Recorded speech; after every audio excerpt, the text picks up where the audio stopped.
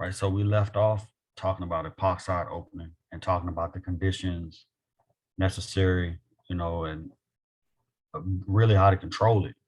Basically, you want to open on the least substituted side, then you do it under neutral conditions. You want to open on the most substituted side, you do it under acidic conditions.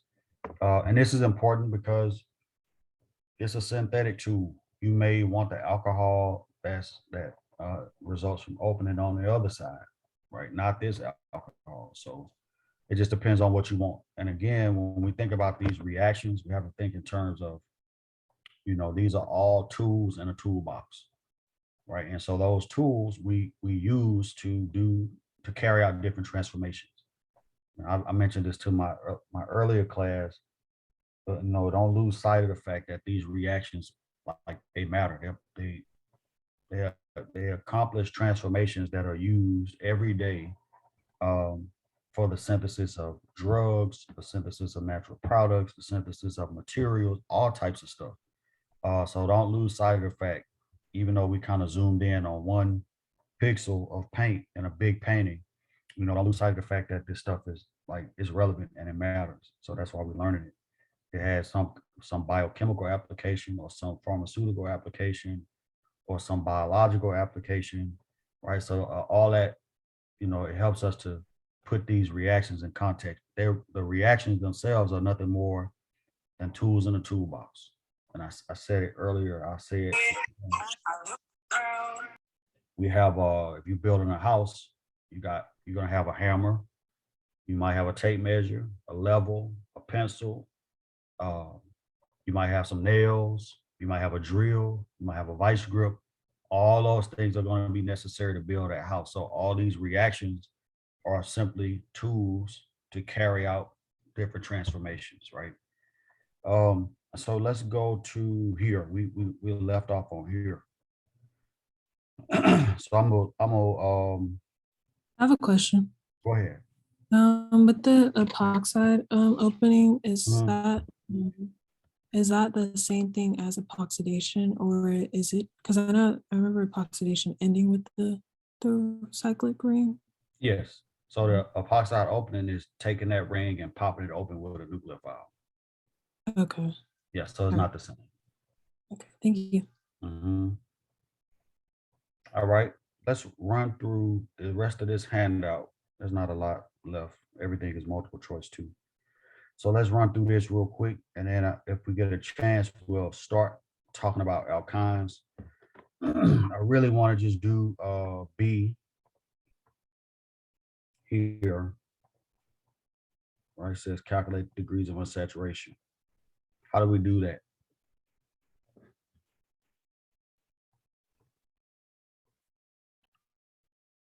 You use the formula for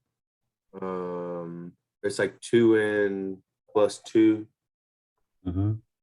And for this one you would do I think 2 times 10, which would be 20, so 22. Oh, we're doing B. You're looking at A. Okay. Oh, my bad. Yeah, that's okay. It'd be 2 times. Is it the carbon or the hydrogen? Is it? It's the hydrogen. It's the carbon. Yeah, 2 times 16 plus 2, so 30, So 34. Mm-hmm. And then because there's the nitrogen, I think it is, 2 of them. So you end up add 2. Yeah. And then you got a chlorine, which is a halogen. All right, so you're going to subtract 1. Is that right? Okay. So halogens, you subtract 1 from HREF. And group 5, you add 1 for each group 5. It's the same with halogens. You subtract 1 for each group 7. Right. So what is this? 31? Is that right? It would be 30. It would be 34 plus, so 36, 35. It's 35. And then you subtract it, or I think you take 35 minus 13, the original hydrogen, and then it's divided by 2. Yeah. Is that right? It can't be a fraction. It's got to be a whole number. Okay, That's why so it's so important to remember to add or subtract if you have those other atoms, because otherwise you're not gonna get right. This is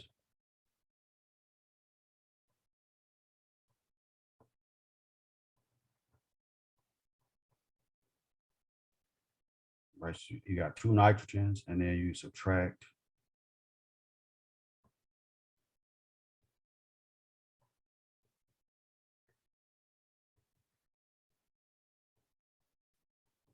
Well, 1 chlorine. My bad. Come on, Russell. All right. So yeah, 1 chlorine. Go ahead. Sanaya, were you getting ready to ask a question? nah, I see what you did. Okay. Good. All right. So you should be able to work through the other 2. I'm gonna sign them. I have a question. Go ahead. So we, just to like make sure this is right, we subtract the number of halogens and we add the number of group 5 elements. Yes. So, and that's from HREF now. That's important, because in the book it might have that you add 1 for every halogen and subtract 1 for every group 5, but that is 2H molecule, which is different, Okay. right? This number, right? Right. But the way we learned it is we dealt with HREF, not with H molecule, because this is H molecule. Right. Okay. And I need to fix this too. Sorry. I don't know what's wrong with me today. HREF minus H molecule. My bad. All right. So you should be able to knock those other 2 out with no problem. Let's go to number 2. Rank the carbocations below in order of increasing stability, least stable to most stable. This should be instant. Which one is going to be least stable is 1 and most stable is 3. Which one is 3? Isn't the middle one 3? You're right. Tertiary. It's tertiary. That's right. This is a tertiary carbocation. What's the trend for carbocations? Tertiary, secondary, primary, method. Yes. So which one is this is primary and this is secondary. So which one is going to be the least stable? The third one. And then this is in between, right? Remember, always remember for carbocations, it is the trend is tertiary is more stable than secondary, which is more stable than primary, which is more stable than a methyl. Methyl was just CH3 plus like that. All right, don't miss.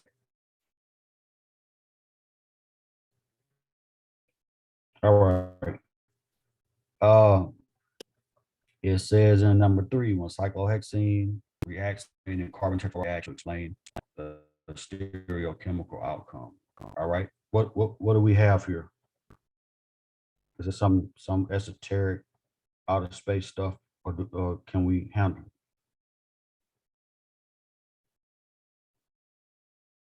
It's addition of HX, right? Look at the reagents. Right. I have a halogen and an alkene.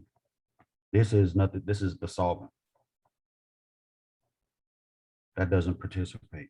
It's a halogenation. So the fact that it's a halogenation, that helps me, right? Because I know that the halogenation is going to have trans stereochemistry. Like I know that's part of the reaction. But the question asks you to propose a mechanism. So show how the reaction happens, and there has to be at least one step in that mechanism that's going to account for that trans stereochemistry. All right. So how does this reaction happen? Uh-oh, not like that. The double bond attacks one of the chlorines. Good, like that, and we break the chlorine single bond.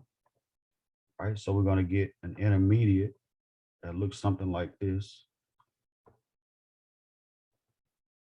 You know what? Let's make it. Let's go ahead and make this. Let's give it some stereochemistry.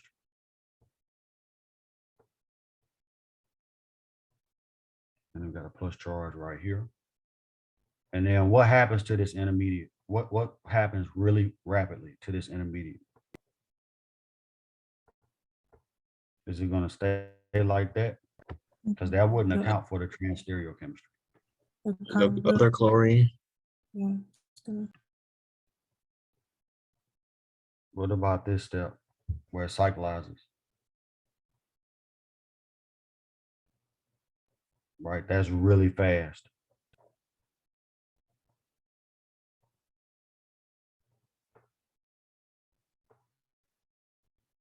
So now we got some stereochemistry. Right? Anybody remember the name of that intermediate? This one? Chlorium ion. Yes. Good. All right. Now the other chlorine, when it comes in, where is it coming from? Is it going to come from the same face? If these both of these lines are wedged, let me make them look neater. Oh, not that big. Sorry.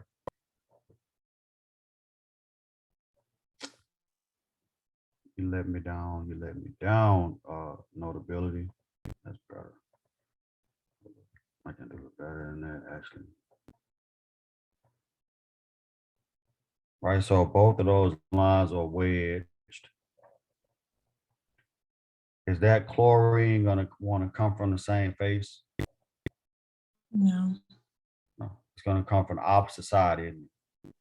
Right, both of those lines being wedged means that the chlorine in the ring is kind of popping up out of the screen.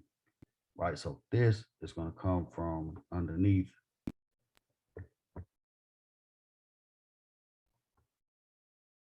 It's gonna come from underneath like that and pop that open.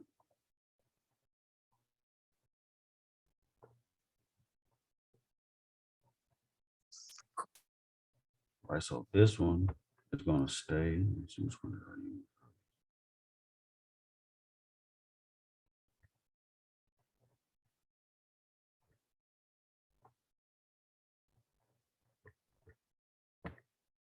So that stays. And then the other chlorine now is gonna be here. Like that.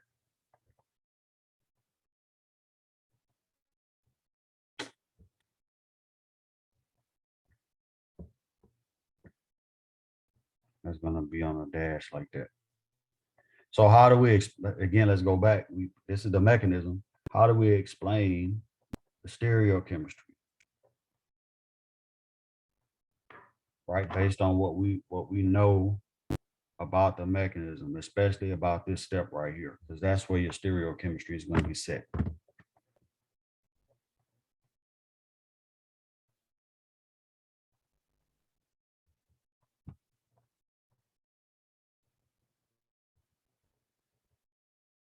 Like it has a trans orientation because the halogens can never be on the same side. And if it was like a 3D orientation, one would be on top, one would be on bottom.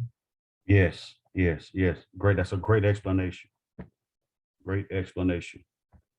So the trans orientation is present because the halogens do not want to be on the same side, right? And the reason for that is what is a steric interaction. We don't want those two big atoms touching each other. So it's trans.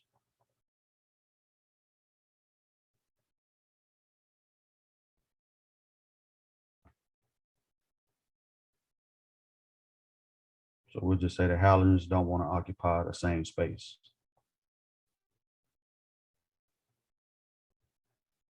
Ooh, was that you, Taj? Yes, sir. Nice work, nice work, nice work. it's trans due to sterics. The size of the atoms means they don't want to occupy the same space. So chlorine is going to attack the opposite side, right? So let me put that in here.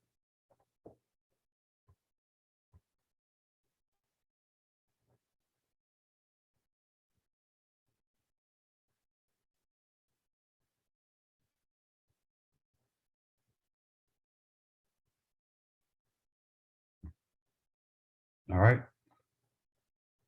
Good. That's good. That's good. That's good. All right. Let's go to the next question. Oh, well, before we do that, does anybody have a question about this one that we just did? I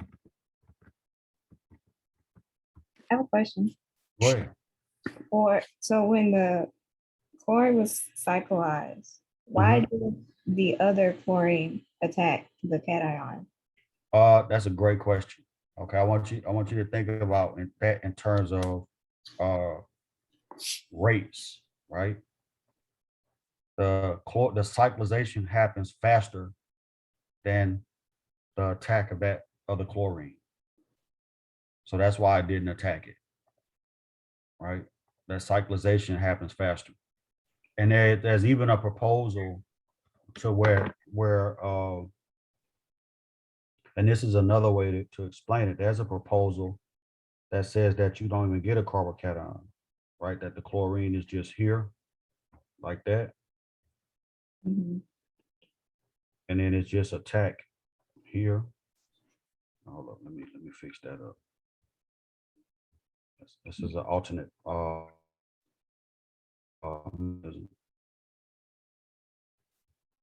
right? So you attack here, and then this attacks here. So you don't even get a carbocation.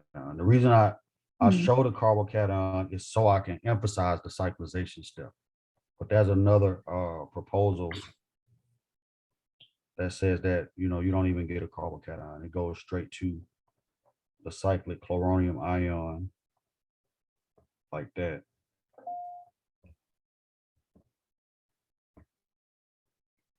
And you said that cyclization is, you said that's because cyclization is faster than the carbon Mhm. ions.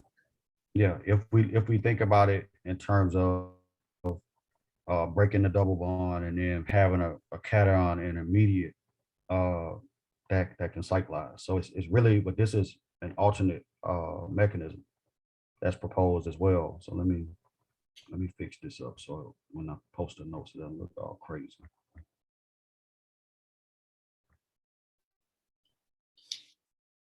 Right, so there's a proposal that doesn't even involve a carbocation.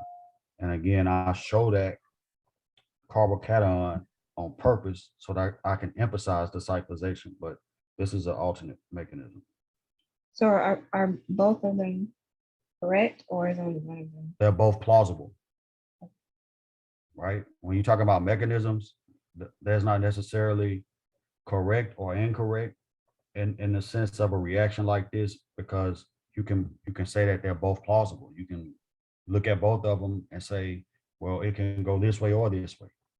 That's not always possible, but in this case it is. So this is a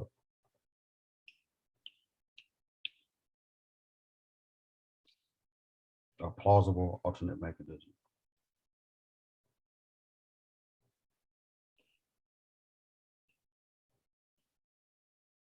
With no carbocation. And I'll fix this up. I'll clean it up before I post it. But one of the things you learn if you go to grad school and especially if you're doing chemistry, one of the things that you'll learn is you never speak in absolutes when it comes to a reaction. You speak about what your data shows and what you observe, and you can say that this is what we believe happens, but somebody can always come behind you and maybe do a different set of experiments and come up with another plausible answer to that question. So yeah, my advisor taught me that like early, don't speak in absolutes because this is what you propose. It's not always necessarily the only way that it can happen. You understand what I'm saying? Does that make sense? Yeah.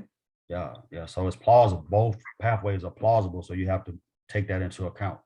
I have another question. Yeah, go ahead. Are there any other plausible mechanisms besides that one? For this reaction, Mhm.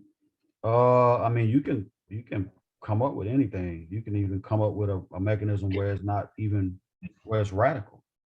You can think about it that way. But for the most part, what's known about this reaction is that you do get this cyclic intermediate.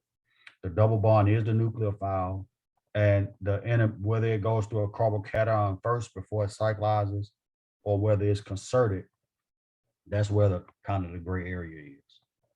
Everything else is rock solid. Nucleophilic double bond, yes. Attack from the opposite side of the halogen, yes. Trans stereochemistry, yes.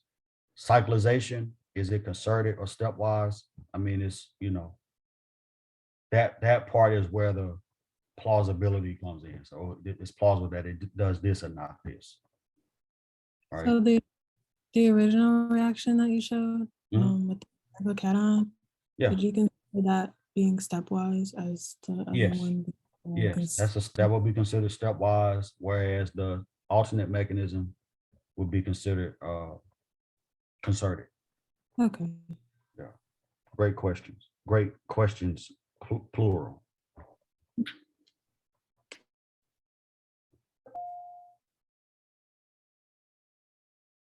All right. Let's go to, and I'll clean this up. But that's a great question though, Tia. Glad. Good questions always spark good discussion. So let's go here. A mechanism is considered stepwise. What's the answer to that question?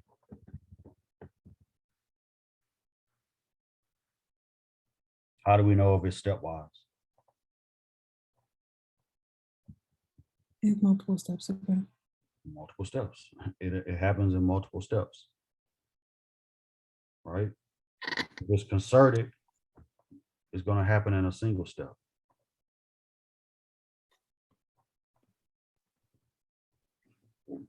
Right? Like, okay, so let's look at the next. The following reaction energy diagram most likely corresponds to a reaction that is what?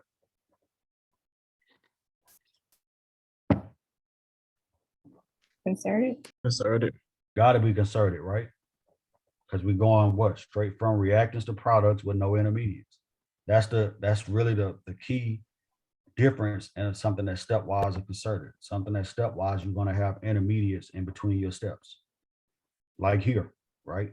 This top mechanism, that reaction, you have intermediates, and then from those intermediates, you get products, right? But here, this is going straight from reactants to intermediate, reactants to products with no intermediates, all right? And it's all in one step, so it's concerted. What is delta G double dagger? What is that? Isn't that activation energy? Activation energy, good.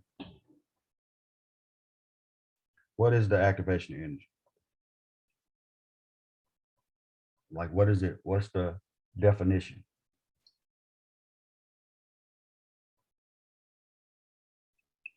The All right. energy for a reaction to occur, So Right. it's the go towards the products. so it's the energy to convert reactants into the transition state. Is that what you said? Because That's we can look at the diagram and see that, right? That is the energy necessary to go from reactants to the transition state. Am I right? Yeah. Mhm.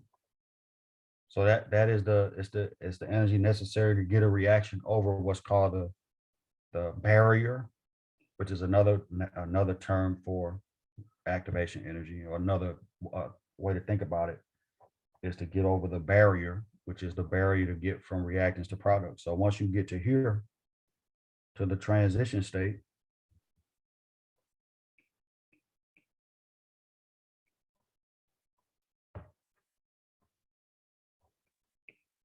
it's downhill from there, right? You go uphill to get to the transition state, and then it's downhill to get to the products. Let me ask you this: is this reaction exothermic or endothermic?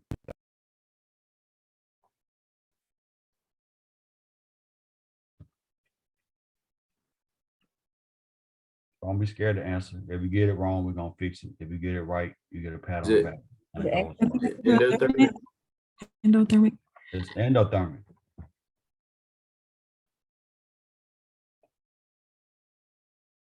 Good. It's endothermic. Exothermic will have a lower activation energy. All right, so if it's endothermic, is delta H positive or negative? Positive. Good. Positive. And what about delta G? It gives free energy. Is it positive or negative? Positive. Positive. What about KEQ? Is it Greater than 1 or less than 1? then? Huh? Is it less than 1? Less than 1. All right. What about, let me ask this last question. We'll move on to the next part of this. What about the transition state? Which of the two species does it resemble the most? Does it look more like the reactants or more like the products? And how do we determine that? Does that look more like the products? Okay, good. Why do you say that? You're right. I agree.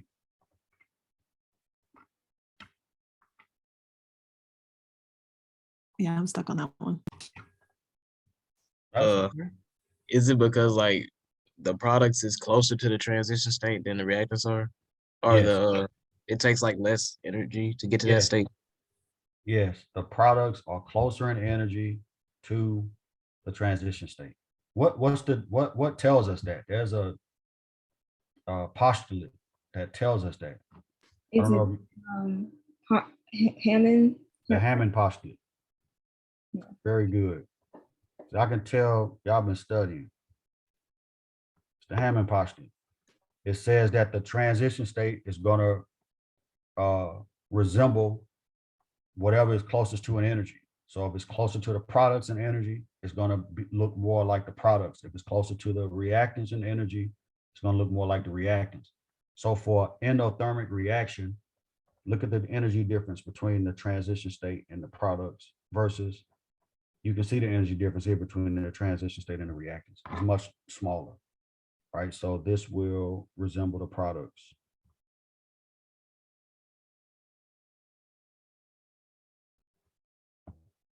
Right? That means that in the transition state, the bond making and bond breaking that's happening is very extensive. Like all the time and energy it took to get from the reactants to the transition state, that reaction is really far advanced by the time for endothermic reaction. That reaction is advanced.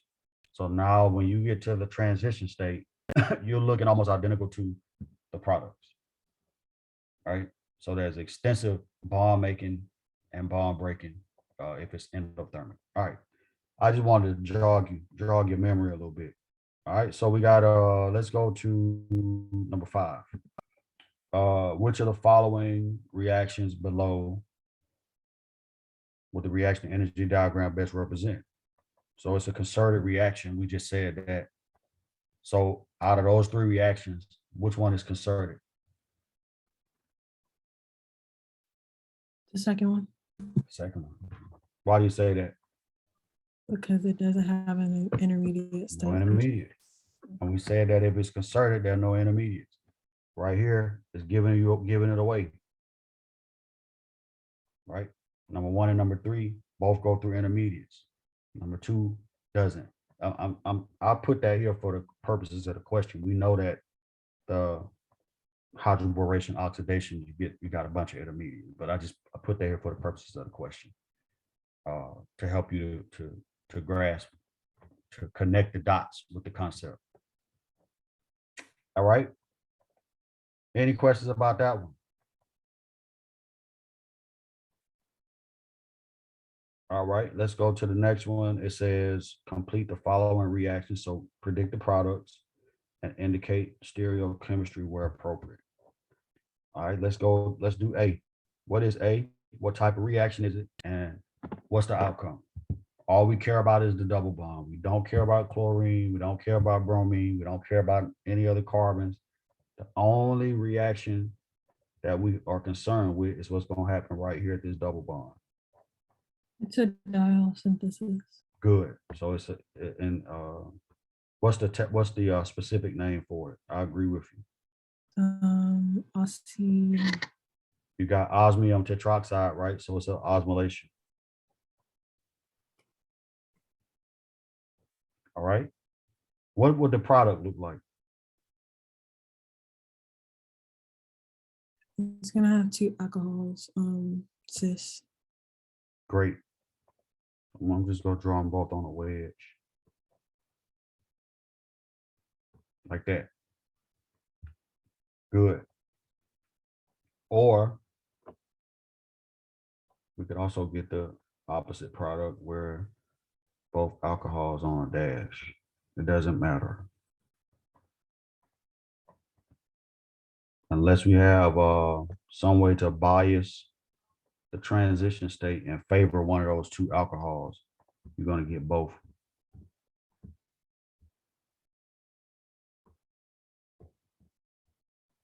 All right, good. So this is a sand diol. All right, what about B?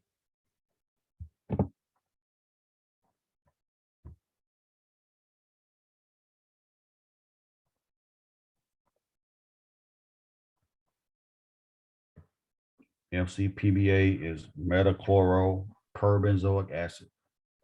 It's epoxidation. Excellent. So this is an epoxidation reaction. Right, that's going to turn that alkene into an epoxide. What is an epoxide again? What's the definition of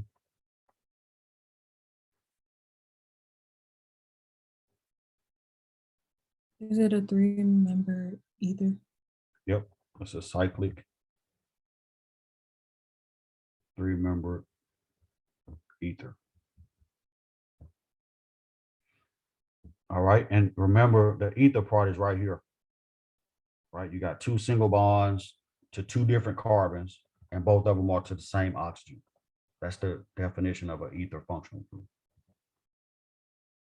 All right, and what about here, the last one?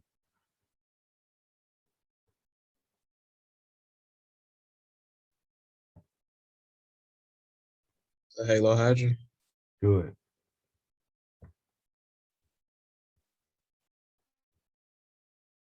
Just a halohydrogen synthesis.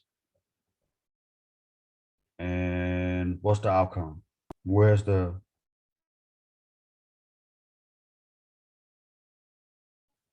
OH going to be, and where's the bromine going to be? It's gonna be trans and Like so. Is that right?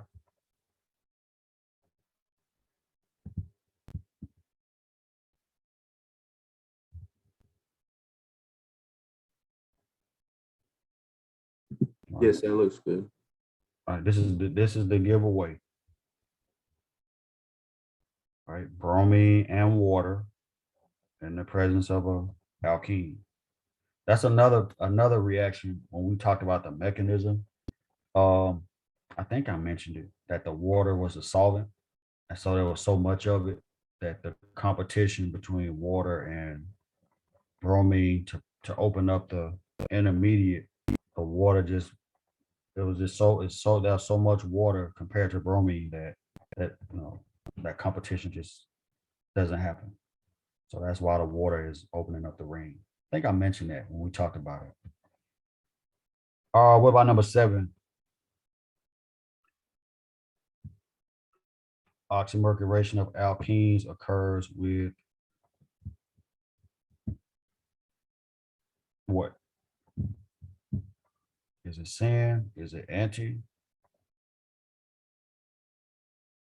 Remember, we talked about oxymercuration, hydroboration, all of these reactions that when you react the double bond, the initial step happens on the same face of the double bond.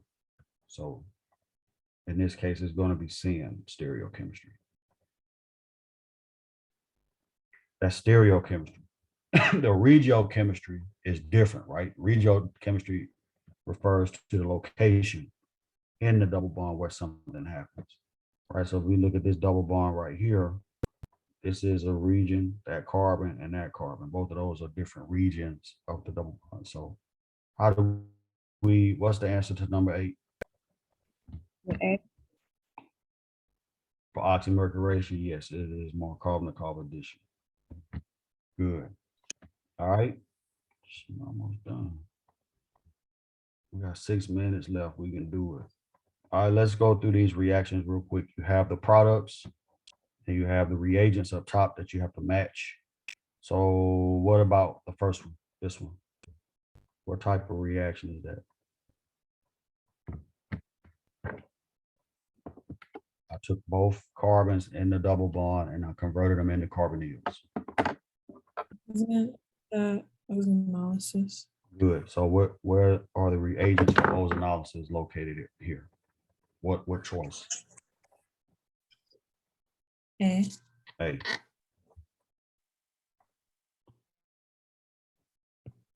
So this is an ozonolysis. Good. What about B? I mean, not B, but this one. Look at what happened. I took my alkene, I turned it into an alcohol. And the alcohol is on the more substituted carbon in the product. What set of reagents does that?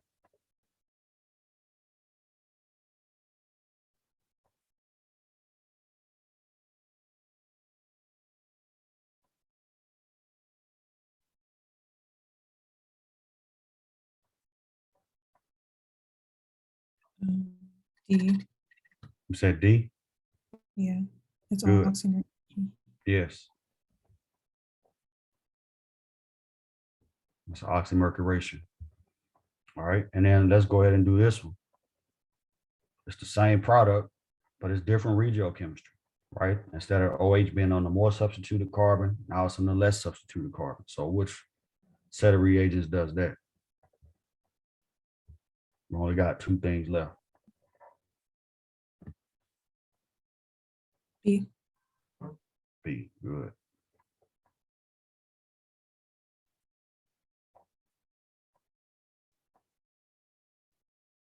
Okay. And then the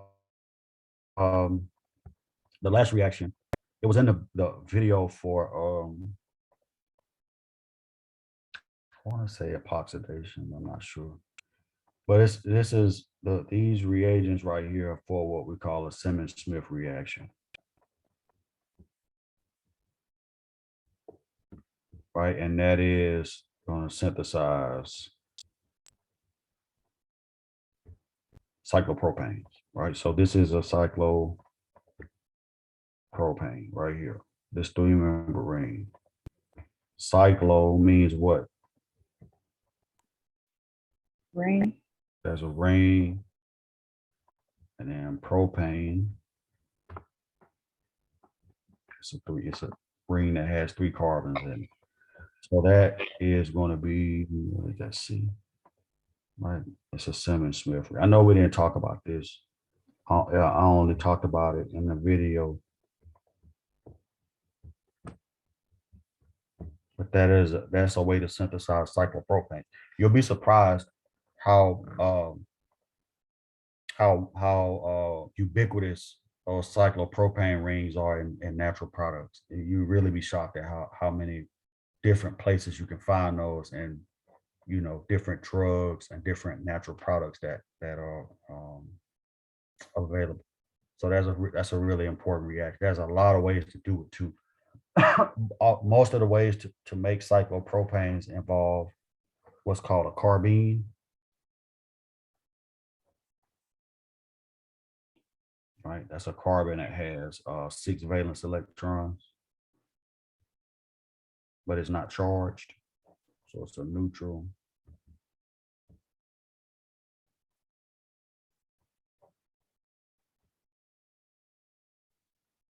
So most of your cyclopropane cyclopropanations happen through some type of carbene mechanism. But we'll talk. We're not going to talk about that in much detail. I'm gonna leave it. So I'm gonna leave. You can skip this one because we didn't do it. I have a question. Go ahead. Which ones were the on your own? Like, On this handout, it was like, I'll have to scroll back up, but I'm gonna leave this one for you to do, and the one above it. But I have to scroll back up. I can't remember which ones I assigned as on your own. Yeah, here A and B of the degrees of unsaturation, I assigned that, Mhm. and then I'm assigning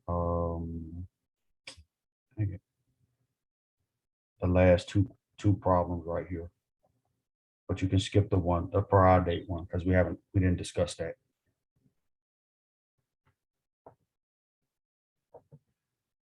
So do you want us, did you say you wanted us or you didn't want us to, I guess, memorize Simmons Smith reactions? No, you can leave it because we haven't really talked about. I mean, it's not a hard reaction to remember, but if it's on an exam, it'll be there as a bonus. It won't be there as a question at a counter against Okay, thank you. you. Mhm.